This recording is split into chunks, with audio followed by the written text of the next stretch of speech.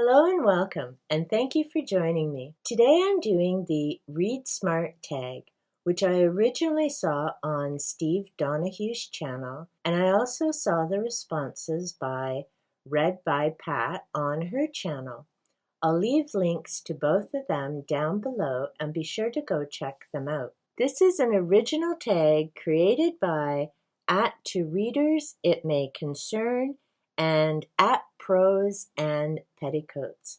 I'll also leave links to them, so be sure to go check out their channels. This tag has 9 different questions. If you saw my intimidating TBR tag video, you'll know the heat got to me a bit during that one. Thankfully, the weather here's gotten a titch cooler. Today it's raining, so a perfect day to make videos. Number 1, what is your strategy to stay focused and engaged while reading? Personally, I don't have one. When I pick up a book, I'm already in the mindset to focus on what I'm reading, whether that's fiction or nonfiction. For me, reading is that focus. I can completely zone everything out with a book in my hand. So I really don't have a strategy. Number 2, how does your environment influence your focus, and what can you do to optimize it? For me, the environment of where I'm reading doesn't influence my focus. In fact, I have to be very careful of not getting too into what I'm reading, because I've always been one, whether I'm having to go to the doctor's or the dentist or any other type of appointment, I've always taken a book with me because it just makes the time go faster. But because I get so engrossed in a book, I also have to be very careful to try and split my attention between the book and listening for my name. Thankfully, I've never missed an appointment because of it, but I do know they've had to call me more than once sometimes. Number 3, what methods do you use to retain and recall information from what you've read? I have a number of different things, and as my former students could tell you, I enjoy colors, I enjoy smells. For me, a strategy that works is colored markers. I have pencil crayons. It makes it stand out. So not only is it the process of writing, which gets the information from your hand into your brain. In the comments below, I'll leave a little blurb about Jeanette Farmer and her research about the importance of hand movement and memory. But I find that doing that helps me remember what I've read. When I was studying for my reflexology certification, I wrote out all my notes by hand, used colors, and also reviewing the information. I enjoy mind webs because they're a quick glance. In this case, it's about the Da Vinci Code. And as I mentioned in one of my recent book hauls, I found an illustrated copy. I have the regular copy right here, just below the secrets of the code. So at a quick glance, and this is something that I want to do actually with my entire library, the mind web is a great way to see at a glance what's covered there. It is especially helpful when it comes to something like Realm of the Ringlords by Laurence Gardner, because there are just so many different things that were covered in this particular book together. So for example, if I want to find out about the Templars, then I can just either pull out one of my mind webs once I get them completed, or one of my index cards, and boom, I know at a glance exactly what I have in my personal library. And yes, I do know there are other people who would do that on a computer or on their phone. That just doesn't work for me. I'm very old school, and I also, this way, don't have to worry about it disappearing if something happens to technology. I just find it's so much easier to do things like having files. So I've got my Mind Webs and Books file, I have my Book Notes to Complete file, and I also do have jot notes. So this is the Templar Revelation. I did some quick little jot notes, but then I also, yes, I'm one of those bad people who not only writes in my books, I also dog-ear my books for pages. So there's a variety of different things that I do. I also use my little sticky tabs. For me, the tabs simply mark pages of importance to go back to. Maybe I need to make notes on. So I don't have my tabs color-coded, as in this color means it's a quote, that color means make note type of thing. I may eventually get that organized. I'm not sure, because there's a lot of different things I currently have on the go to pull the information together. Number 4 is, how do you approach difficult or challenging material? For me, when I was in college and university, what I appreciated is when some of those monster books came with a study guide. So it was handy as you read the chapter, you had questions and you had reviews. My reflexology textbook was also broken down into some basic information per chapter and then a quiz at the end of each chapter to make sure that you understood what you just read. I enjoy that type of thing. It's also why I love the Idiot's Guides and the Guides for Dummies, because throughout their chapters they have extra little information, but at the end of each chapter you also have a nice little review of the least you should have learned from the material. So again, it's a good way to go back and review. The majority of books, of course, don't come with a study guide or handy little snippets at the end of a chapter. So what I'll do as I'm reading is I'll either dog-ear a page or I'll put review in the margin so that when I'm going back, then I know that's material that maybe I didn't get the first read through. The other thing is I also read things more than once, typically if they're a nonfiction. For me, what I will initially do is read through something relatively quickly, and then I'll go back and read it slower. That helps, especially with difficult information for me, because the first time I get through it, I get the gist, I get a good flavor of what I'm reading, and then as I go through, I'm reading slower and I'm also thinking about the information, connections, other things that I've read that relate back to this to try and pull it all together. What I find helps is if I can connect that to the everyday, then I'm more likely to gain something from that experience. Now, while I'm reading about the Mayans and Atlantis and the Anunnaki, you can't do that type of thing, but what I do with that is think about what's the other information that I've read. What do I know in terms of the theories, ancient civilizations, other discussions that I've had with people?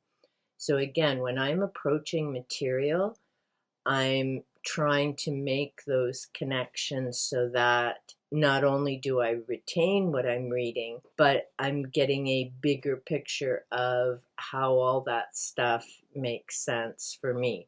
It doesn't mean that I could explain it to other people, as I said with quantum physics. I have an understanding of it, but I certainly wouldn't try and explain it on a video to someone else. I might in person, because you have that interaction and you can ask questions and you immediately know either by the look on someone's face or they'll say that doesn't make sense. So that's more of an interactive connection. It's a lot more challenging on a video because it's a one-way communication. And unless someone leaves you a comment or sends you an email, you don't really know whether they've understood what you're saying. You hope you've used the right words. So that just gets to be a little more challenging. Number 5, what role do note-taking and annotation play in your reading process? I think I've pretty much answered that in number 3. It depends on the book. What I've done with other books is I'll read a chapter and then I write summary notes before I go on to the next chapter. So it really depends on what I'm reading and sometimes just what kind of mood I'm in as well. Sometimes I just want to get lost in the book and the information and do the notes afterwards. Number 6, how do you balance reading for pleasure with reading for personal or professional development? I have to say, I don't.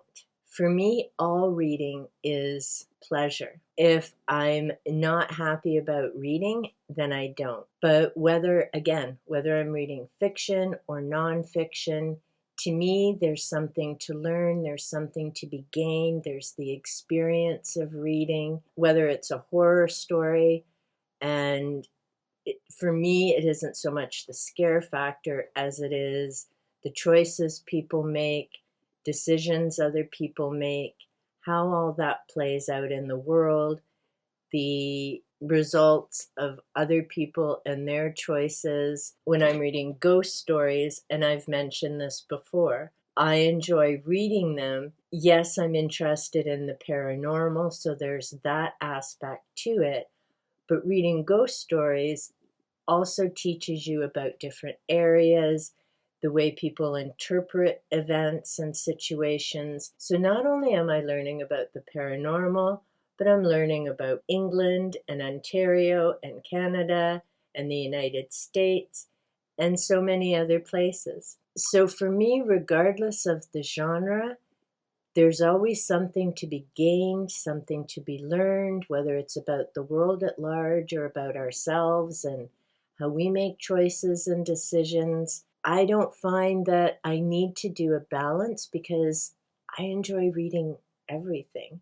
And as I've mentioned in other videos, and if you've seen some of my BookCube organization videos, I read a wide genre of things. Number 7, what is the importance of setting reading goals? Personally, I don't.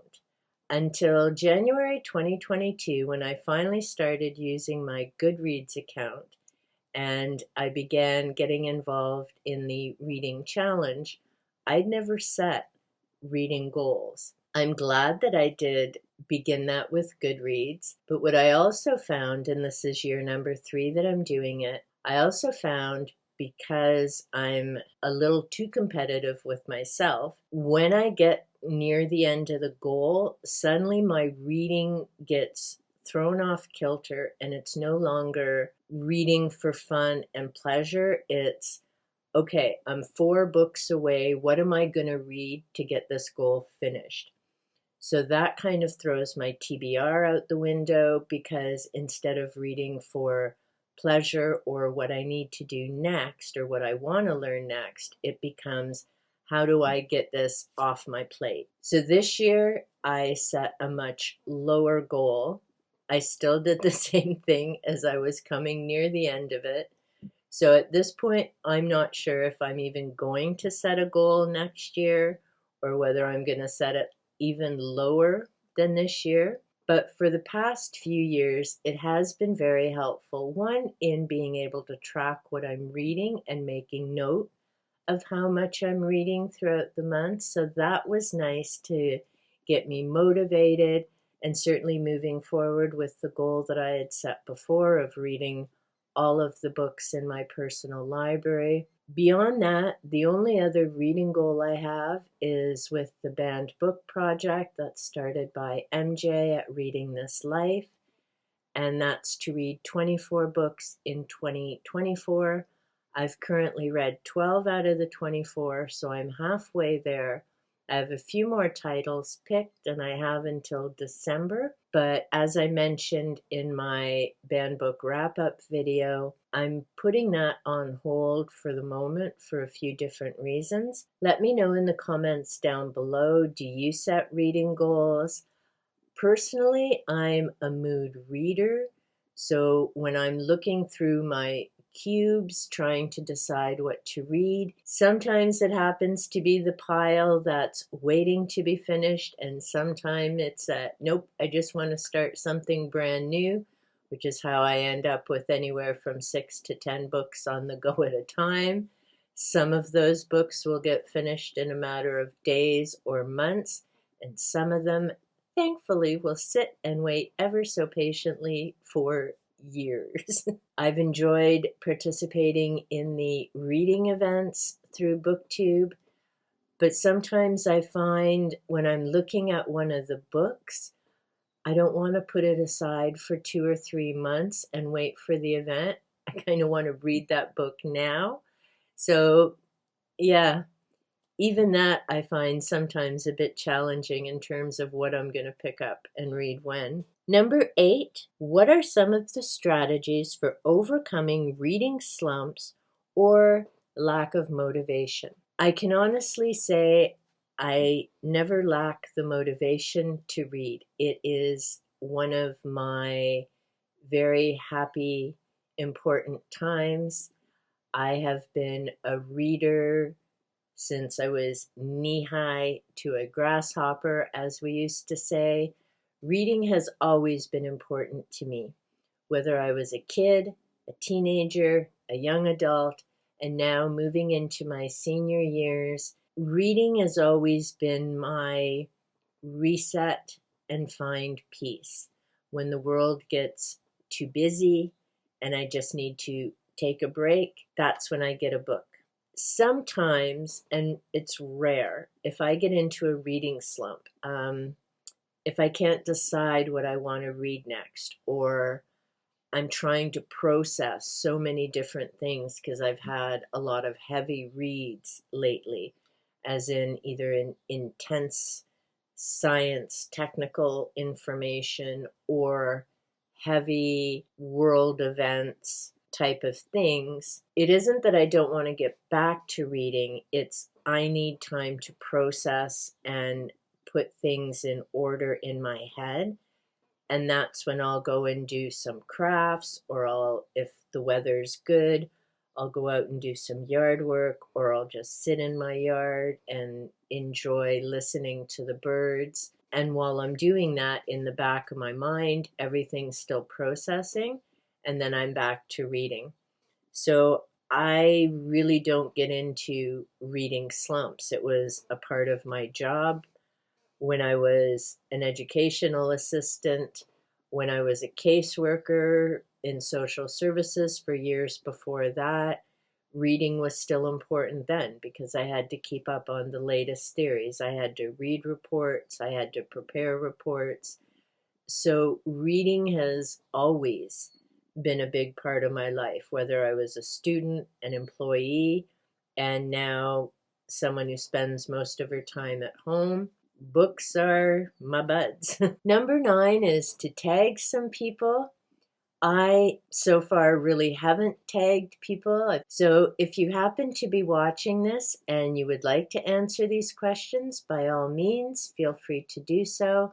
I'm never sure of what people's time is like because everyone seems to have so much on the go between the everyday world, making videos, following up on videos, that type of thing. So if you would like to respond to this, please do so. I would look forward to hearing your answers. If you're not a booktuber or a content creator, but you would like to answer these, I'll leave all the prompts in the description box down below. You can certainly copy and paste them and just answer in the comment section. I always enjoy hearing other people's thoughts and techniques, how they do things. Until next time, take good care.